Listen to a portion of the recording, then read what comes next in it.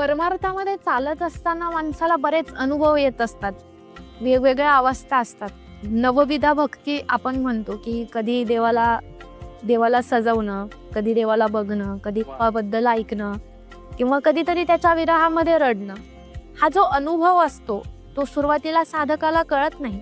तो अनुभव कळण्यासाठी आणि कृपा होण्यासाठी गुरुची अत्यंत आवश्यकता असते. तर त्या गुरुचं महत्व आणि ते गुरु कुठे शोधावे याबद्दल आम्हाला सांगा. आपली श्रद्धा अशी असली पाहिजे, आपली भक्ती अशी असली पाहिजे की देवानं गुरुनं आपल्याकडे पाठवलं पाहिजे. जगद्गुरु तुकोबाराय कुठे गेले नाही. स्वतः अनुग्रह ज्या ठिकाणावर तुकोबाराय भक्ती करायचे, सत्य गुरु राय, सत्य अनुग्रह होतं स्वप्न पण सत्य गुरु राय कृपा माझी केली, परी नाही घडली, अजिबात नाही, सेवा घडलीच नाही.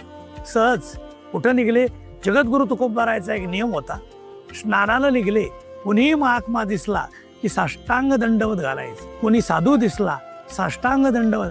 अचानक योगायोग आहे, स्वप्नामधली गोष्ट आहे आणि दर्शन घेतलं. माहिती नाही की आपले गुरु आहेत म्हणून, पण दर्शन घेतल्यानंतर मस्तकावर हात ठेवलेला आहे.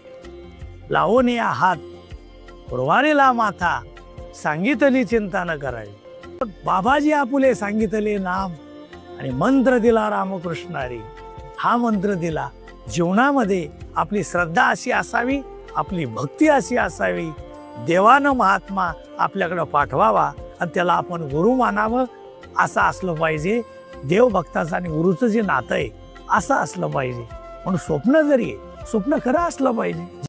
हरिश्चंद्र राजानं स्वप्नामध्ये दान केलं की नाही, या जगाचा एक भास आहे. स्वप्न खरं आहे का? हरिश्चंद्रानं वैभव जनकालं स्वप्नामध्ये दान दिलं पण माघार घेतली नाही, सर्वच देऊन टाकलं.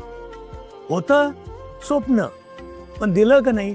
भक्ती संप्रदायातला स्वप्नामधला साक्षात्कार हा त्रिकाल बाधित सत्य आहे.